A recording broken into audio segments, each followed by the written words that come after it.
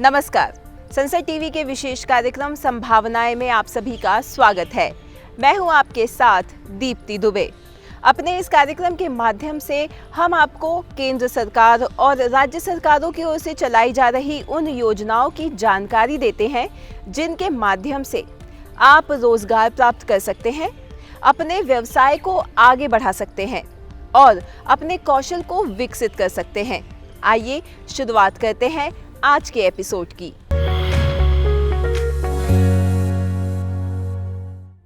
कार्यक्रम की शुरुआत करते हैं प्रधानमंत्री कौशल विकास योजना के साथ। साल 2015 में शुरू हुई इस योजना के माध्यम से अब तक करोड़ों युवा अपने कौशल को विकसित कर चुके हैं। ये योजना विभिन्न चरणों में लागू की गई है और इसके क्या क्या बेनिफिट्स हैं और आप कैसे इससे जुड़ सकते हैं, आइए आपको बताते हैं।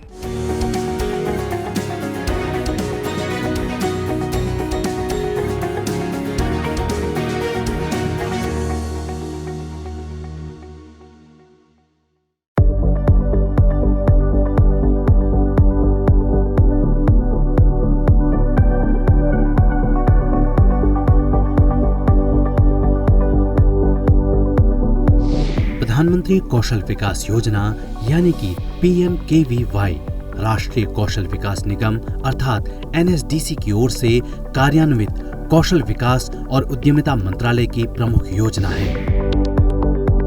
इस कौशल प्रमाणन योजना का उद्देश्य भारतीय युवाओं को उद्योग प्रासंगिक कौशल प्रशिक्षण यानी कि इंडस्ट्री रिलेवेंट स्किल ट्रेनिंग लेने में सक्षम बनाना है। इसके माध्यम से युवाओं को बेहतर आजीविका हासिल करने में मदद की जा रही है।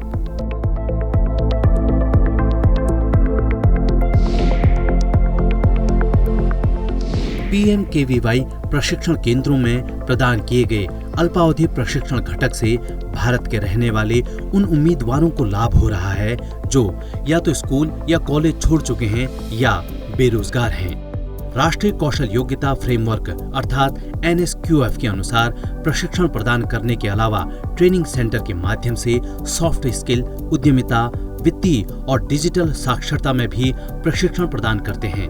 इस प्रकार की ट्रेनिंग के बाद ट्रेनिंग लेने वाले उम्मीदवारों का मूल्यांकन किया जाता है, जिसमें सफल उम्मीदवारों को नौकरी में प्लेसमेंट में सहायता प्रदान की जाती है। इस योजना की विशेषताओं की बात की जाए तो इस योजना से जुड़ने वाले युवाओं को अपने पूर्व प्रशिक्षणों के लिए भी मूल्यांकन के बाद मान्यता दी जाती है। इस प्रक्रिया को रिकॉग्नाइजेशन ऑफ प्रायर लर्निंग यानी कि PRL कहा जाता है। परियोजना कार्यान्वयन एजेंसियों जैसे सेक्टर स्किल काउंसिल या NSDC द्वारा नामित किसी भी अन्य एजेंसियों को 3 मॉडलों RPL शिविरों, नियोक्ता के परिसर में RPL और RPL केंद्रों में से किसी एक में RPL परियोजनाओं को लागू करने के लिए प्रोत्साहित किया जा रहा है। ज्ञान की कमी को दूर करने के लिए PIA RPL उम्मीदवारों को सॉफ्ट स्किल्स, नौकरी की भूमिका से संबंधित सुरक्षा और स्वच्छता प्रथाओं पर प्रशिक्षण के साथ साथ ब्रिज कोर्स भी प्रदान करते हैं। PMKVY की विशेष परियोजना के घटक के अंतर्गत कुछ विशेष मौकों के लिए अलग से ट्रेनिंग मॉड्यूल तैयार किया जाता है। इसमें सरकारी निकायों, कॉरपोरेट या उद्योग निकायों के लिए विशेष क्षेत्रों और परिसरों में प्रशिक्षण दिया जाता है। इसके लिए विशेष तौर पर क्वालिफिकेशन पैक और राष्ट्रीय व्यावसायिक मानक तैयार किए गए हैं। इसके लिए PMKVY के ट्रेनिंग गाइडलाइंस के इतर नियम भी अपनाए जाते हैं। खास तौर पर प्रस्ताव देने वाला हितधारक केंद्र या राज्य सरकार के संस्थान, स्वायत्त निकाय, वैधानिक निकाय या कोई अन्य समकक्ष निकाय या कॉरपोरेट हो सकता है जो उम्मीदवारों को प्रशिक्षण प्रदान करना चाहता है। इस योजना की शुरुआत जुलाई 2015 में हुई। शुरुआत में वर्ष 2020 तक इस योजना के माध्यम से 1 करोड़ युवाओं को प्रशिक्षण देना उद्देश्य था। PMKVY 1.0 के अंतर्गत नामांकित और प्रशिक्षण प्राप्त कर चुके अभ्यर्थियों की बात की जाए तो यह आंकड़ा 19,86,016 है। इस संख्या में से मूल्यांकित अभ्यर्थी 19,51,487 और प्रमाणित उम्मीदवार 14,51,636 हैं। इसके बाद वर्ष 2016 में इसका दूसरा चरण लॉन्च किया गया। योजना को भारत सरकार के अन्य मिशनों जैसे make in India, digital India, स्वच्छ भारत आदि के साथ संयुक्त रूप से लॉन्च किया गया था।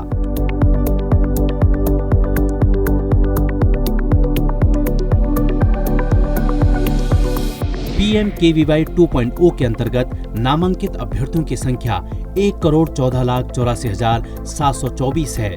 वहीं प्रशिक्षित अभ्यर्थी 1,10,10,708 हैं। 99,20,742 मूल्यांकित अभ्यर्थी हैं और प्रमाणित उम्मीदवार 91,57,547 हैं। PMKVY 2.0 के उद्देश्यों में मौजूदा कार्यबल की उत्पादकता में वृद्धि करना और देश की वास्तविक जरूरतों के साथ कौशल प्रशिक्षण को जोड़ना है। प्रमाणन प्रक्रिया के मानकीकरण को बढ़ावा देना और कौशल की रजिस्ट्री बनाने के लिए आधार रखना और 4 साल की अवधि में 10 मिलियन युवाओं को लाभ पहुंचाना था।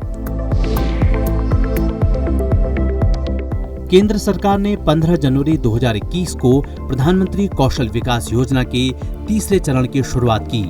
PMKVY 3.0 आत्मनिर्भर भारत की दिशा में एक कदम है।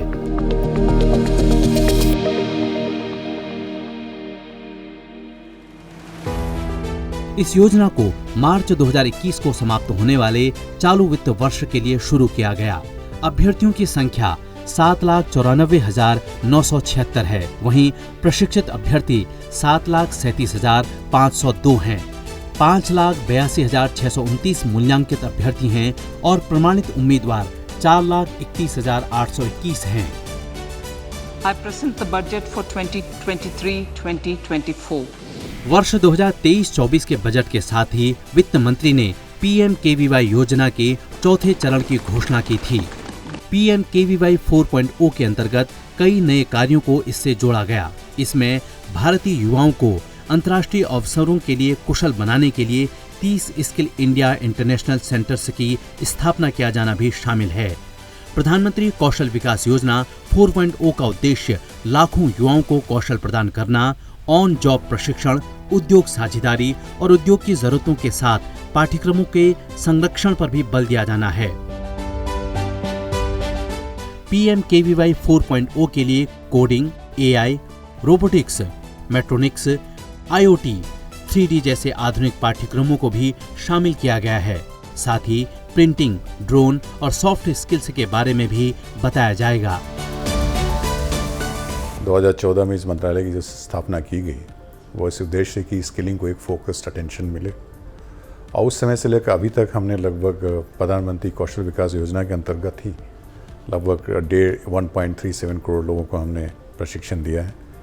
और उस प्रशिक्षण की खूबी ये है कि वो शॉर्ट टर्म ट्रेनिंग भी है, रिकॉग्निशन ऑफ प्रायर लर्निंग भी है, न्यू एज जॉब रोल्स भी हैं और साथ ही साथ परंपरागत जो स्किल्स हैं उनके बारे में भी स्किलिंग देने का प्रयास किया गया है।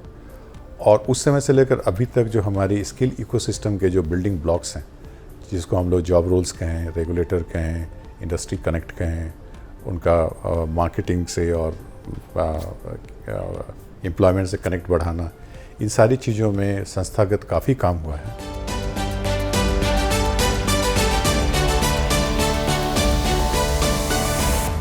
यह प्रशिक्षण नागरिकों को निःशुल्क प्रदान किया जाता है। इच्छुक लाभार्थी योजना की आधिकारिक वेबसाइट pmkvyofficial.org पर जाकर ऑनलाइन आवेदन कर सकते हैं। इस वेबसाइट के माध्यम से कुछ ही मिनट में आवेदन किया जा सकता है। स्किल इंडिया के ऑप्शन के अंतर्गत अभ्यर्थी रजिस्ट्रेशन करवा सकते हैं। इसी प्रकार इस वेबसाइट के माध्यम से आधिकारिक वेबसाइट से प्लेसमेंट डाटा सर्च कर सकते हैं। ट्रेनिंग सेंटर कहां और कितने उपलब्ध हैं, ये भी वेबसाइट पर स्पष्ट रूप से दिया गया है। टारगेट एलोकेशन देखने की प्रक्रिया, जॉब रोल से संबंधित जानकारी प्राप्त करने की प्रक्रिया, रोजगार एवं कौशल मेले से संबंधित जानकारी प्राप्त करने की प्रक्रिया, ट्रेनिंग पार्टनर लिस्ट देखने की प्रक्रिया, नोटिस देखने की प्रक्रिया, RPL कैंडिडेट डिटेल देखने की प्रक्रिया, short term training candidate detail देखने की प्रक्रिया, RPL अप्रूव्ड प्रोजेक्ट और शेड्यूल की सूची देखने की प्रक्रिया, GST ट्रेनिंग प्राप्त करने वाले नागरिकों की सूची देखने की प्रक्रिया, recognition of prior learning, PMKVY operational queries दर्ज करने और डैशबोर्ड देखने की प्रक्रिया और अपनी शिकायतें दर्ज करने की प्रक्रिया, ये सभी वेबसाइट पर स्पष्ट रूप से दिया गया है। एक सरकार तभी सफल साबित होती है जब वो पंक्ति में खड़े अपने अंतिम नागरिक के बारे में सोचे, उसकी सुविधा और उसकी बेहतरी के लिए कार्य करे। भारत सरकार इस मामले में सफल साबित हुई है। पीएम स्वनिधि योजना इसी का एक उदाहरण है।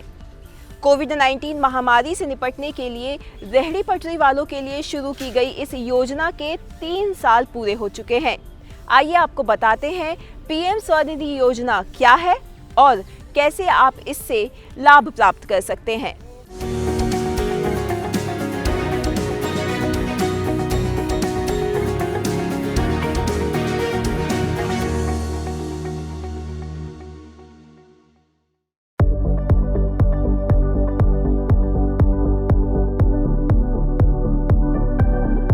पीएम स्वनिधि योजना स्ट्रीट वेंडर्स इंडियन इकोनॉमी के महत्वपूर्ण घटक हैं।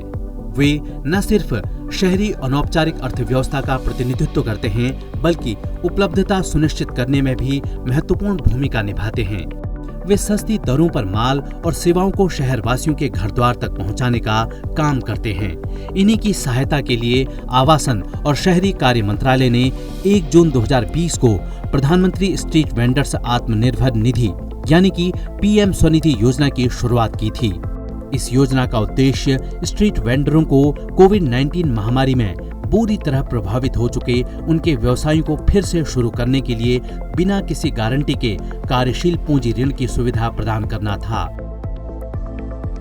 हर जरूरतमंद को, हर रेहड़ी पटरी वाले को इस योजना के बारे में सब कुछ अच्छी बातें अच्छी तरह पता होनी चाहिए, तभी तो हमारा गरीब भाई बहन उसका फायदा उठा पाएगा। इस योजना को ऐसे ही इतना सरल बनाया गया है कि सामान्य से सामान्य व्यक्ति भी इससे जुड़ सके। इसमें टेक्नोलॉजी के माध्यम से ऐसी व्यवस्था की गई है कि रेहड़ी ठेले वाले साथियों को कागज जमा कराने के लिए लंबी लाइनें नहीं लगानी होगी। 1 जून 2023 को जब इस योजना के 3 साल पूरे हुए तो देश के कई राज्यों में विशेष आयोजन हुए। खासतौर पर इससे लाभान्वित रेहड़ी पटरी वालों ने इससे जुड़े आयोजन में उत्साह के साथ हिस्सा लिया। योजना को कैबिनेट की मंजूरी के बाद वर्ष 2024 तक के लिए बढ़ाया भी जा चुका है। इस योजना का उद्देश्य 1 वर्ष की अवधि के लिए बिना किसी गारंटी के 10,000 रुपये तक के कार्यशील पूंजी ऋण की सुविधा प्रदान करना, समय पर इस ऋण का पुनर्भुगतान करने पर 20,000 रुपये ऋण की दूसरी और 50,000 रुपये ऋण की किश्त की सुविधा प्रदान करना, प्रतिवर्ष 7% की दर से ब्याज सब्सिडी के माध्यम से नियमित पुनर्भुगतान को प्रोत्साहित करना और प्रतिवर्ष 1,200 रुपये तक कैशबैक के माध्यम से डिजिटल लेन देन को प्रोत्साहित करना है। पीएम स्वनिधि योजना के तहत शुरुआत में 10,000 रुपये तक का कार्यशील पूंजी ऋण प्रदान करने की शुरुआत की गई थी। बाद में अधिक ऋण की आवश्यकता को ध्यान में रखते हुए 20,000 रुपये तक का दूसरा ऋण 9 अप्रैल 2021 से और 50,000 रुपये तक का तीसरा ऋण 1 जून 2022 से दिया जाने लगा। मंत्रालय ने इससे जुड़ी कैशबैक योजना को संशोधित किया, जो 1 फरवरी 2023 से प्रभावी है। इसके तहत प्रति डिजिटल लेन देन पर 1 रुपये का कैशबैक प्रदान किया जाता है, जो 1 महीने में अधिकतम 100 रुपये यानी कि 1 वर्ष में 1,200 रुपये है। योजना के तहत पात्र स्ट्रीट वेंडर्स की पहचान और नए आवेदन जुटाने के लिए राज्य और केंद्र शासित प्रदेश जिम्मेदार हैं। हालांकि लाभार्थियों की संख्या बढ़ाने के लिए मंत्रालय कई पहल कर रहा है, जिनमें अन्य बातों के साथ साथ राज्यों, केंद्र शासित प्रदेशों, ऋण प्रदाता संस्थाओं के साथ नियमित समीक्षा बैठकें आयोजित करना, रेडियो जिंगल, टेलीविजन विज्ञापन और समाचार पत्रों में विज्ञापन के जरिए समय समय पर जागरूकता अभियान चलाना शामिल है। योजना का लाभ उठाने के लिए वेंडर्स तक पहुंच और लाभ के प्रसार के लिए राज्यों, केंद्र शासित प्रदेशों को नियमित रूप से स्थानीय भाषाओं में सूचना, शिक्षा और संचार सामग्री भी प्रदान की गई है। पीएम स्वनिधि योजना के लिए कौन पात्र व्यक्ति है और कौन नहीं, इसकी बात की जाए तो यह योजना केवल उन्हीं राज्यों, केंद्र शासित प्रदेशों के लाभार्थियों के लिए उपलब्ध है जिन्होंने स्ट्रीट वेंडर्स अधिनियम 2014 के तहत नियम और योजना अधिसूचित की है। हालांकि मेघालय, जिसका अपना स्टेट स्ट्रीट वेंडर्स एक्ट है, के लाभार्थी भाग ले सकते हैं। योजना से संबंधित स्ट्रीट वेंडर्स योजना शहरी क्षेत्रों में वेंडिंग कार्य में लगे सभी स्ट्रीट वेंडर्स के लिए उपलब्ध है। इससे पहले यह योजना 24 मार्च 2020 को या उससे पहले वेंडिंग में लगे सभी स्ट्रीट वेंडर्स के लिए उपलब्ध थी। इस योजना में मिलने वाले ऋण को चुकाने के भी कई लाभ हैं। योजना के अंतर्गत ब्याज पर सब्सिडी मिलना भी इसमें शामिल है। लाभार्थियों के बैंक खातों में 7% प्रति वर्ष की ब्याज सब्सिडी जमा की जाएगी। इस योजना में ऋणों के समय पर जल्दी चुकाने पर ऋण सीमा में वृद्धि का प्रावधान है, अर्थात यदि कोई स्ट्रीट वेंडर्स समय पर या उससे पहले किस्तों का भुगतान करता है तो वह अपने क्रेडिट स्कोर विकसित कर सकता है, जो उसे अधिक राशि के सावधि ऋण के लिए पात्र बनाता है। साथ ही समय से पहले ऋण चुकाने पर कोई पेनल्टी नहीं लगेगी। योजना में इस बात पर भी ध्यान दिया गया है कि डिजिटल लेन देन को बढ़ावा दिया जाए। यह योजना कैशबैक के माध्यम से स्ट्रीट वेंडर्स द्वारा किए जाने वाले मासिक डिजिटल हस्तांतरण को प्रोत्साहित करती है। प्रभावी वितरण एवं पारदर्शिता सुनिश्चित करने हेतु प्रौद्योगिकी का लाभ उठाने के दृष्टिकोण के अनुरूप योजना को एंड टू एंड समाधान के साथ संचालित करने के लिए वेब पोर्टल, मोबाइल ऐप के साथ एक डिजिटल प्लेटफॉर्म हेतु विकसित किया गया है। यह प्लेटफॉर्म क्रेडिट प्रबंधन के लिए SIDBI के उद्यमी मित्र पोर्टल और MOHUA के पैसा पोर्टल के साथ स्वचालित रूप से ब्याज सब्सिडी को प्रशासित करने के लिए वेब पोर्टल, मोबाइल ऐप को एकीकृत भी करता है। इस योजना का लाभ आखिर कौन ले सकता है? इसका जवाब है स्ट्रीट वेंडर और हॉकर। आइए आपको बताते हैं इसे किस प्रकार परिभाषित किया गया है।